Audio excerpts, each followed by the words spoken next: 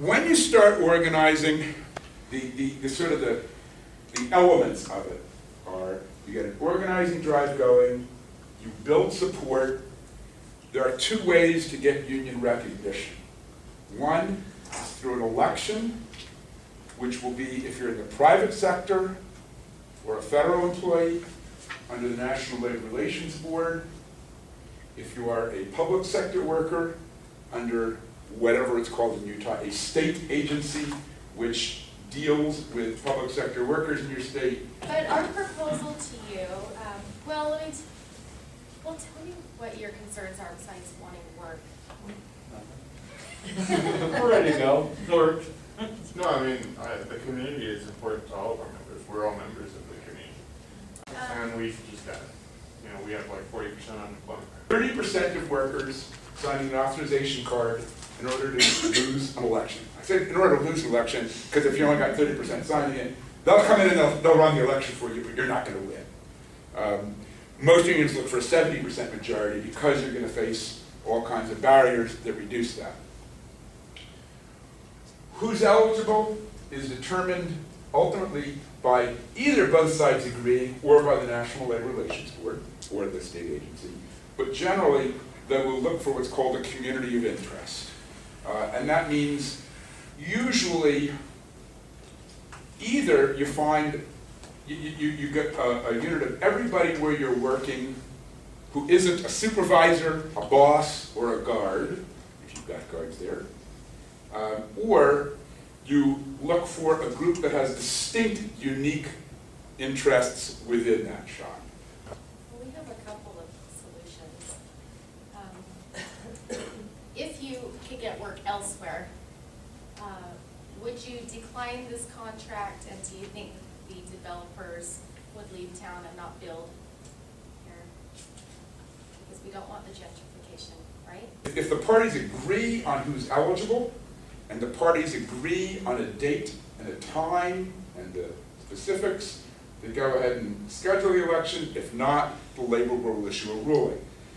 One of the problems with this system, and this is by the way one of the new, the other things that the labor board is currently doing, you may have read, is trying to speed up the election process because the boss can delay the election process for almost any reason, even if it's ridiculous. It's just, and all he's doing is making it drawn out a little bit so that the board has to rule on something. And I'll give you a couple examples. When I worked for the union that represented people at the Wall Street Journal and Barron's, we had an election at a printing plant in Colorado. Little tiny group. Two groups of people, printers, mailers. Other Dow Jones printing plants were organized with all of them in one unit. We filed a petition for the, God, I don't know, 11 people maybe, and the Dow Jones lawyer says, it's our position that the printers and mailers should be in different units. Should be separate units because they don't have enough in common. And I looked at our guys and said, you know what, okay, fine. Get me a couple of petitions, we'll file 2 petitions, one for each unit. And the guy said, literally, in that case our position would be that they should be in one unit. And, essentially, we don't care what you say, we're going to argue the opposite because it will delay the election for a couple of weeks while the board rules. They can do that. Once the election is set, they will have an election. It's run a lot like an election in the street. There's a ballot box. The union and the employer can each have observers at the election to make sure things are done properly, to make sure that there is not campaigning at the ballot place, to make sure that neither bosses nor union reps like me are around, because that may have an intimidating factor on people either way. And that everybody who votes is who they say they are. You don't come in, you have an agreed upon list of people, and only those people can vote uncontested. If anybody comes in who is not on the list, or whom there's disagreement, they cast what's called a contested ballot. It's put aside. They count all the other ballots. If more people vote yes than no, the union has won. If it is a tie or fewer people vote yes than no, the union has lost. If the number of contested ballots that have been set aside would affect the outcome of the election, the National Labor Relations Board will then rule on whether those people are eligible to vote.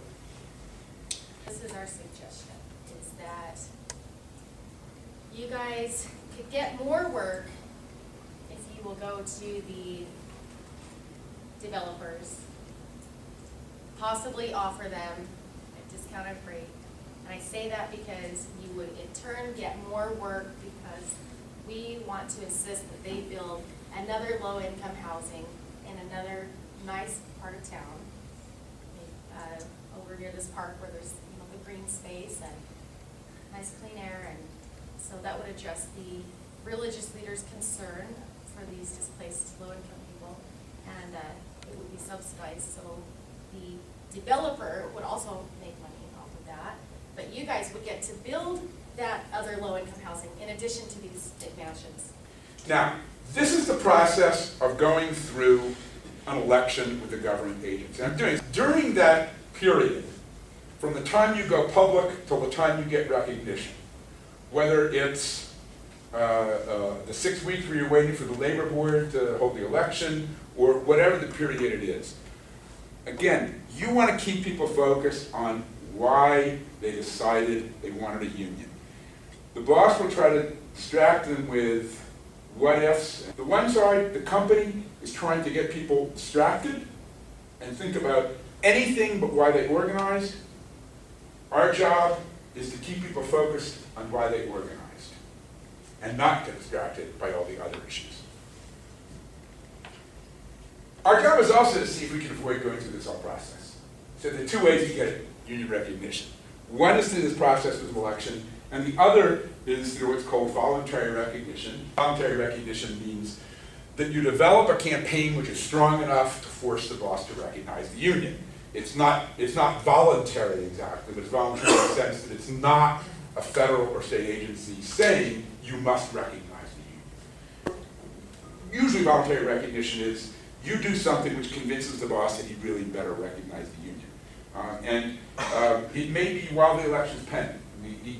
The first campaign that I was in charge of, we lost it. We had a great committee that held it together. A year and a half later, our committee let a walkout in the plant because there'd been a spill of some toxic chemicals. They went back in. It was a company where we had two plants, one in Wisconsin, one in Tennessee we were trying to organize. While we were waiting for the election in Wisconsin, the Tennessee workers voted for the union, and the foremen and supervisors in the Wisconsin plant went to the owner and said, "We are getting no production out of this plant. Please recognize the damn union so we can get back to work," and the employer recognized the union. But that was because he recognized it was inevitable, he was going to lose. All his supervisors were telling him that. He wasn't getting any production, and if he was going to lose anyway, it's kind of like I said about the coal mining, if you know what the inevitable result is, then you try to make the best of the situation. It is always better, if you can, to not go to the National Labor Relations Board. But again, you want to avoid the labor board if you can, because even under the best of circumstances, it is a very poor defender of workers' rights. And when we talk about all these rights that you have here, what this really means is not that you exactly have the rights, but that it's illegal to violate them. And that gives about as much comfort as saying that it is against the law for me to murder you. Once you're dead, if you believe in an afterlife, then you can think, well, at least he'll get punished. But in the meantime, you're dead. And that's really sort of what a lot of these rights are. We're all for green housing, but 80%, 90%, 95% of our jobs are not green housing. And so in the future, when we do have those contracts, the majority of our contracts, you're going to be against us. So the only thing we have on the table now that we can get from you is long-term stability and a long-term coalition. But what's your interest in being a long-term coalition with us? Because right now, the industry doesn't want green housing. The industry wants dirty housing. And we're going to give that. And they want that because it's cheaper, right? Right. But there are so many tax write-offs nowadays that it actually is more beneficial to them. Yeah, and that might be we see articles about how it's beneficial to put solar panels on your house and you can get tax write-offs and you can actually start making money. How many people are doing that? And maybe 10 years from now, that is gonna happen. And maybe we'll be around for that, or maybe we won't be around.